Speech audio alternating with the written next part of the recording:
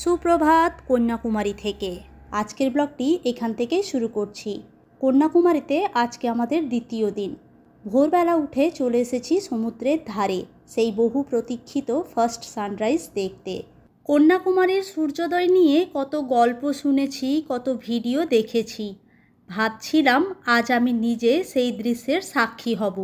আগের দিন দেখেছিলাম সূর্যাস্ত, আর আজকে সূর্যোদয়।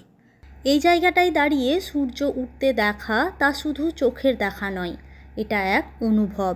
তিন দিক থেকে ঘিরে থাকা বিশাল সমুদ্র আর তার মাঝখান দিয়ে ধীরে ধীরে উঠে আসা লাল সূর্যটা যেন আশার আলো, শান্তির নিঃশ্বাস।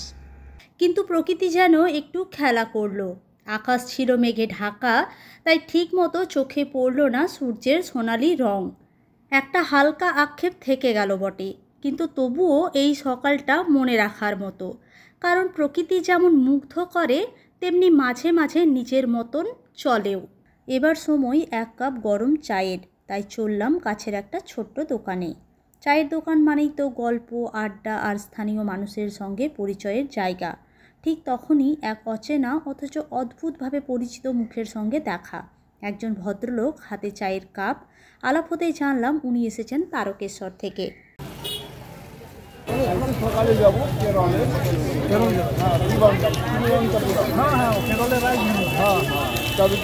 কোথায় বাড়ি গো? কোথায় বাড়ি? তারকেশ্বর।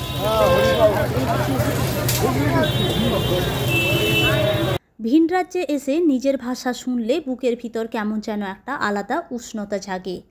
মনে হয় হাজার মাইল দূরে থেকেও কেউ যেন কাছের মানুষ।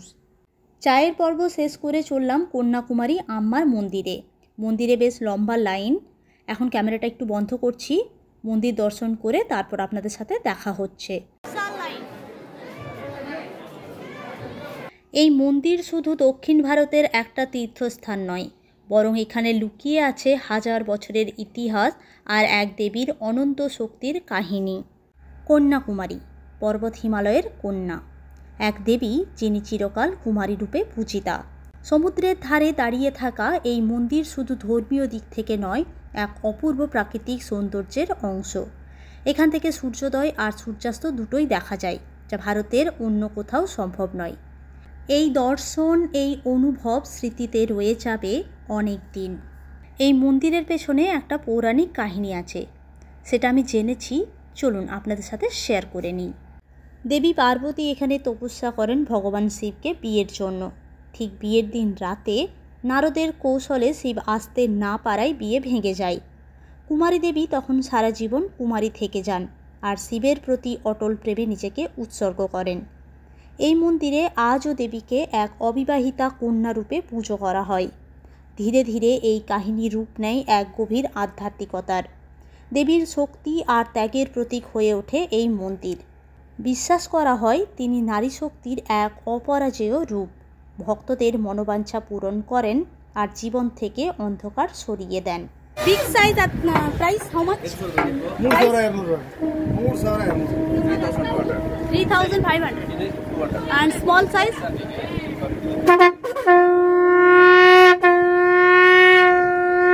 3500। ये ले लो, ये 1800 और सबसे स्मॉल है ये कितना? 250।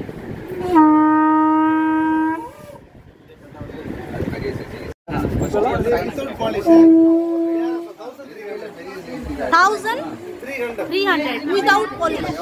पॉलिश नहीं है। ও অরিজিনাল এইরকম হয়, তারপর পলিশ করে। এই শাকগুলো না দেখুন কেমন, এগুলো পলিশ করা নেই, অরিজিনাল।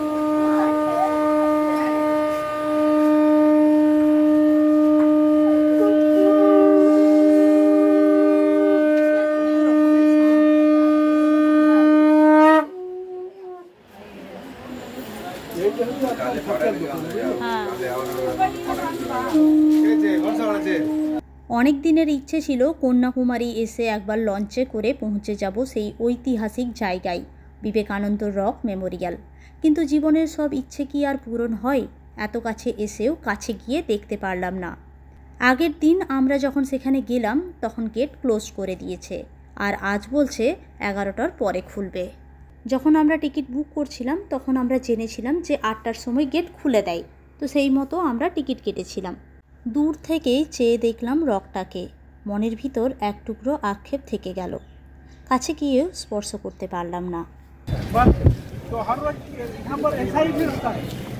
अभी सीजन टाइम अभी जो और ज़्यादा होता है वो नवंबर दिसंबर जनवरी। तो মন খারাপ তো একটু লাগছিল, কিন্তু মন খারাপ করে বসে থাকলে কি আর চলে। চারিপাশে ছড়িয়ে ছিল ছোট ছোট দোকান, স্থানীয় মানুষের হাতের তৈরি জিনিস, রঙিন শাখা ঝিনুক, নানান জিনিস। শুরু করলাম ছোটোখাটো কেনাকাটা। এখানকার কিছু স্মৃতি হাতে তুলে নিয়ে যাচ্ছি। 120 इसके साथ मिलेगा कुछ नहीं, टॉप्स 40 रुपीज़ अलग से मिलेगा। अलग से मिलेगा, दिखाइए। শেষ বেলায় ফিরে এলাম হোটেলে। ব্যাগ গোছানো, মন গুছিয়ে নেওয়া, আর তারপরে একসাথে সকালের জল খাবার। বাবা, মা আর সৌরভ খাবে পুরি তরকারি, আর আমাদের মা বেটার জন্য মশালা দোসা। তো অর্ডার দেওয়া হয়ে গেছে, আমরা এখন অপেক্ষা করছি। মনটা আমার সেই খচখচ করেই যাচ্ছে, এত কাছে এসেও স্পর্শ করতে পারলাম না। আর আগের দিন যখন জিজ্ঞাসা করলাম না, তখন কিন্তু ওনারা বললেন যে 8টার সময়ই খুলবে, আর আগে যারা এসেছেন তারাও কিন্তু বলছিলেন যে 8টার সময় গেট খুলে দেয়। তো সেইভাবেই আমরা টিকিটটা বুক করেছি। তো খাবার চলে এসেছে আমাদের, গরম গরম পুরি তরকারি আর মশালা দোসা। দোসার সাথে দিয়েছে সাম্বার, নারকেলের চাটনি, আর আরেকটা দিয়েছে টমেটো চাটনি।